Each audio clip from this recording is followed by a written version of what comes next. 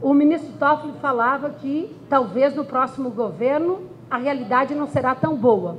Se não for tão boa para os servidores públicos, uma situação como essa é benéfica, porque ele tem garantido o quê? Tem garantido a reposição da inflação.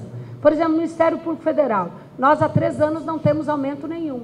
A pessoa que está aposentada dessa forma acaba sendo beneficiada. Então, você vai dizer, é uma opção. A pessoa tem que saber os riscos que corre de e de outra forma. De uma forma, reajuste pela inflação, de outra forma, pelos ativos. Inclusive, é interessante porque eu gostaria que dessa minha consideração ser dirigida especialmente aos aposentados, porque na medida em que nós tenhamos uma carreira forte, eles que têm direito, e eu que vou ter direito ao reajuste paritário, nós vamos ter um provento adequado. Porque imagine que, na medida em que se tem uma carreira fraca, os reajustes serão menores. Então, os ativos vão ganhar pouco e por razões lógicas, os inativos também vão ganhar pouco. E por isso que eu quero parabenizar os aposentados que estão aqui, muitas vezes lutando por garantias dos ativos e não dos inativos, porque na medida em que se tem uma carreira forte, vai se ter, principalmente para aqueles que têm a paridade, a extensão de tudo isso. Então, quero parabenizar todos os aposentados que estão aqui, e eu vejo muitos, vejo aí, inclusive um professor, um fiscal aposentado, que foi professor no curso de formação, que está ali, né? Então, quero parabenizar por isso. Então, isso daqui parece ruim. Pode parecer ruim se há o fator redutor. Se não, pode ser uma alternativa. O que a pessoa tem que ter? Esclarecimento e poder optar esclarecida. A próxima eu dizia há pouco que há uma possibilidade de se aposentar antes dos 55 e 60. Esta é a possibilidade. Entretanto, tem que ter 25 de público, 15 de carreira e 5 de cargo. Ou a pessoa, por exemplo, os fiscais que entraram conosco, muitos eram contadores ou outras atividades privadas, tem 16 anos, vamos completar em junho agora. Ora, para essa falta ainda 9 anos. Então, muitos desses não vão ter essa possibilidade de reduzir a idade.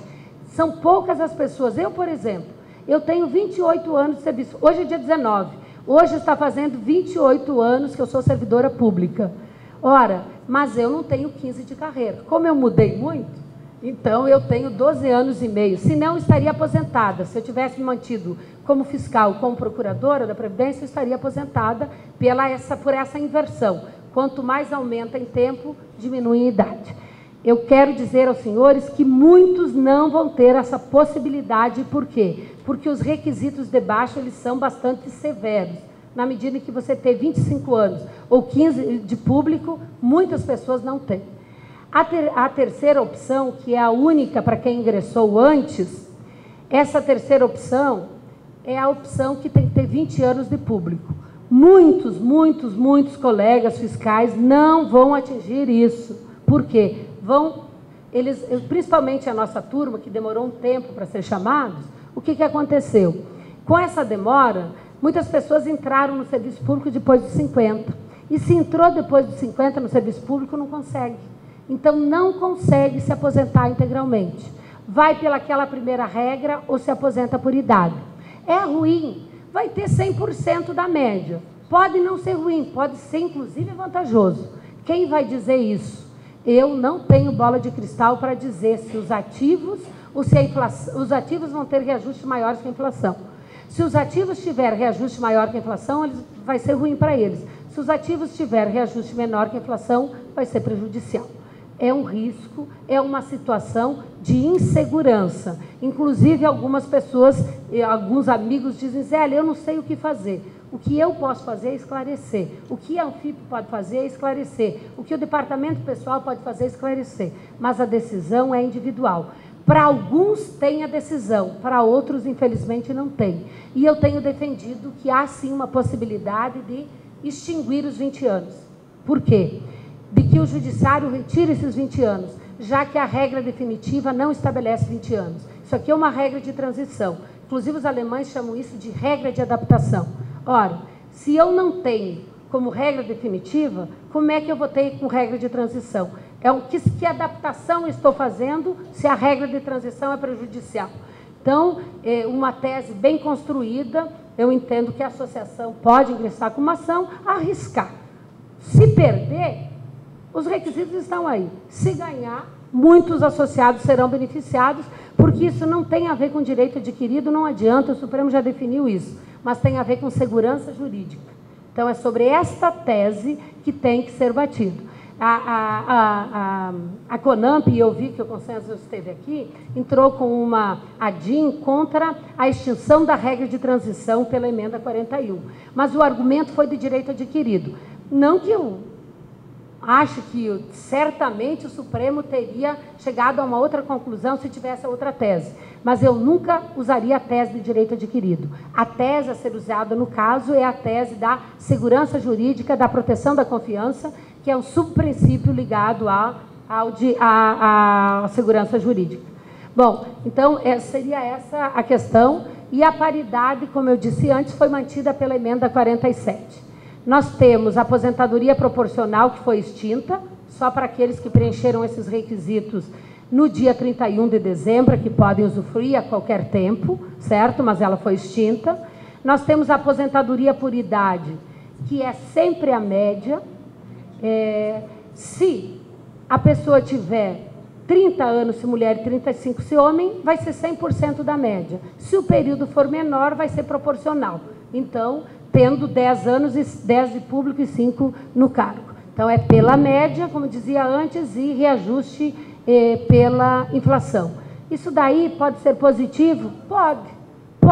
Como eu disse antes, dependendo do contexto econômico e do reajuste. Aposentadoria compulsória, não há exigência nenhuma, e essa aposentadoria compulsória é sempre pela média, por isso que eu chamei a atenção. Antes de completar os 70 anos, tem que ingressar com o requerimento, porque, do contrário, a administração automaticamente vai conceder essa, certo?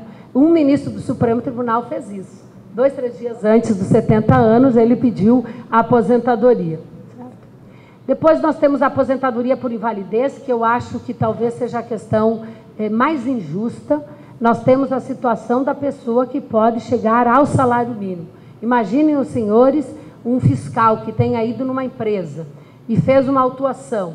Essa empresa não gostou dessa autuação e dá um tiro no fiscal. Ele fica paraplégico. Imaginemos que esse fiscal tivesse 20 anos de iniciativa privada, como um contador, por exemplo.